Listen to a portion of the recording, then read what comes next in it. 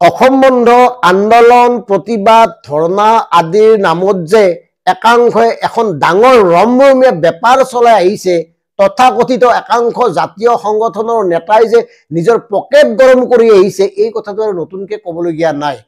সেয়ে মাজে মাজে হিচাপ এটা কৰি চাবলৈ মন যায়। আপোনালোকে কৰি চাবচোন, মানে বিভিন্ন দল সংগঠনক প্ৰতিনিধিত্ব কৰি কিমান সংখ্যক নেতাই কেৱল নিজৰ স্বাৰ্থৰে সুৰক্ষিত কৰিলে, কেৱল নিজৰ স্বাৰ্থৰ বাবে কাম কৰি গ'ল, এনেকুৱা নেতাৰ তালিকা এখন কৰিবচোন। আমি কিন্তু কৰিম।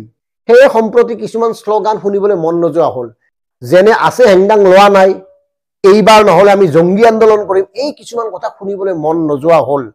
শেহতীয়াভাৱে আক্ৰাছু আৰু কোচ ৰাজবংশী সন্মিলিত মঞ্চই যি সাংঘাতিক অসম বন্ধ দিছিল 21 তাৰিখে, অৰ্থাৎ আজিৰ দিনটোত কি হ'ল, মন্ত্ৰী পীযুষ হাজৰিকাৰ লগত জনতা ভৱনত বহিল, তাৰপিছত উঠাই ল'লে। আক্ৰাছু কোচ ৰাজবংশী সন্মিলিত মঞ্চ তেওঁলোক ক'ত কেনেকে কাৰ লগত আপোচ কৰি সিদ্ধান্ত প্ৰত্যাহাৰ কৰিলে, সেয়া কিন্তু কঠিন, বুজিবলৈ বৰ জটিল।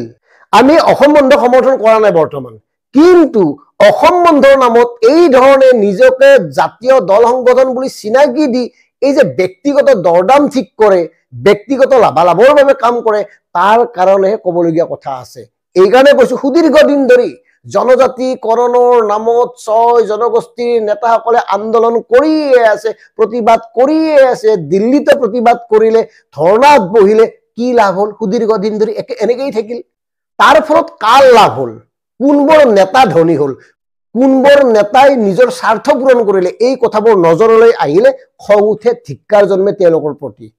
নেতাসকলৰ ভাষণ শুনিলে এনেকুৱা লাগে যে এইবাৰ হেষ্ট কিবা এটা হ'বই, এইবাৰ এওঁলোক বহি নাথাকে, চৰকাৰে এইবাৰ গম পাই যাব। পিছত কি হ'ল, ললিপপ দি দিয়ে, এওঁলোকে চুহি বহি থাকে আৰু সাধাৰণ জনতাক কিবা এটা কৈ দিয়ে। সেইকাৰণে আমি DKB ফেক্টে সিদিনা মন্ত্ৰী পীযুষ হাজৰিকা ডাঙৰীয়াই সংবাদ মেল যোগে আহ্বান জনোৱাৰ পিছত তাত আমি এটা মন্তব্য দিছিলো যে কিমান টকাত মেনেজ হ'ল, আৰু এনেকে মেনেজ কৰা হয় বাবেই আজি অসমৰ এই দশা, আৰু সহজতে নেতাবোৰ মেনেজ হয় বাবেই আজি ইমান দিন বিভিন্ন ধৰণৰ সমস্যা হৈয়ে আছে, কোনো সমাধান নাই, কেৱল সমস্যাক লৈ ৰাজনীতি চলি আহিছে। আৰু এই ৰাজনৈতিক নেতাসকলৰ সমস্যাবোৰ সমাধান হোৱাটো নিবিচাৰে। এই সমস্যাবোৰ যদি সমাধান হয়, কাক লৈ এওঁলোকে ৰাজনীতি কৰিব? উন্নয়নটো ফফয়, উন্নয়নৰ নামত নায়েই একো। গতিকে এই কথাবোৰে ক'ব লাগিব, হিন্দু, বাঙালী, মুছলমান, মিয়া, জনজাতিকৰণ, এই কথাবোৰে কৈ থাকিব নালাগিব জানো? গতিকে এই কথাবোৰ যদি শেষ হৈ যায়, কি ক'ব? সেয়া অসমৰ লাখ লাখ সাধাৰণ জনতা, আপোনালোকে নিজৰ সমস্যা নিজে সমাধান কৰিবলৈ আগবাঢ়ক। এই দল সংগঠনক বিশ্বাসত নল'ব। এওঁলোকৰ একাংশ নেতাই কেৱল নিজৰ দৰদাম বৃদ্ধি কৰিবলৈ এই ধৰণৰ ভাবুকি দিয়ে। অসম বন্ধ তীব্ৰতৰ হ'ব, জংগী আন্দোলন হ'ব, আছে হেংদাং লোৱা নাই, এই কথাবোৰ কৈ থাকে। আৰু এই কথাবোৰ কোৱাৰ অৰ্থই হ'ল নিজকে প্ৰতিষ্ঠিত কৰা, নিজকে ৰাজনৈতিকভাৱে সংস্থাপিত কৰা। আচৰিত কাহিনী, নিজকে মানে বীৰ চিলাৰাই নৰনাৰায়ণৰ বংশধৰ বুলি কোৱা কোচ ৰাজবংশীৰ এই স্থিতিটো আমি ভাল পোৱা নাই। কোচ ৰাজবংশীৰ নেতাসকলৰ এই স্থিতিয়ে কোচ ৰাজবংশীৰ লাখ লাখ জনতাক প্ৰবঞ্চনা কৰিছে, প্ৰতাৰণা কৰিছে, বিশ্বাসঘাতকতা কৰিছে।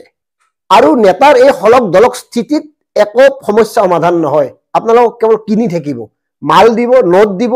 ধৰি লওক আপোনালোকক 10 বিচাৰিছিল, তেওঁলোকে দিয়া নাই, 5 দিলে, তাৰপিছত আকৌ 3 বঢ়াই দিলে। এনেকে দৰদাম কৰি কৰি আপোনালোকক প্ৰতিদিনেই তেওঁলোকে কিনি থাকিব চৰকাৰ ঘৰে, কাৰণ এওঁলোকৰ টকাৰ অভাৱ নাই। এওঁলোকে সমস্যাবোৰ সমস্যা কৰি ৰাখিব খোজে, সমস্যাৰ হৈ যিয়ে মাত মাতে তেওঁক মেনেজ কৰিব খোজে, হয়তো বহুতেই মেনেজ হয়।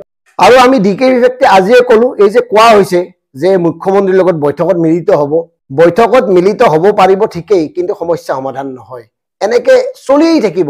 আৰু মন কৰিব প্ৰিয় দৰ্শক, এওঁলোকে কি কৰে, নিৰ্বাচনৰ পূৰ্বে একদম মৌন, একো নামাতে, নিৰ্বাচন হৈ যোৱাৰ পিছত বিভিন্ন ধৰণৰ আন্দোলন, প্ৰতিবাদ, ধৰ্ণা, এই কাৰ্যসূচীবোৰ চলাই নিয়ে। কিয় চলাই নিয়ে মই ইতিমধ্যে ক'লোৱে।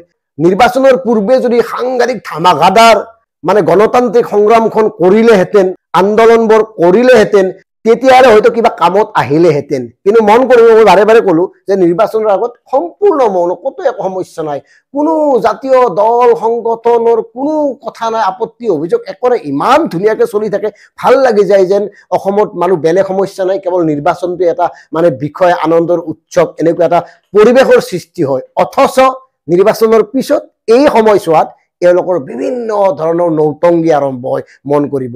ধন্যবাদ।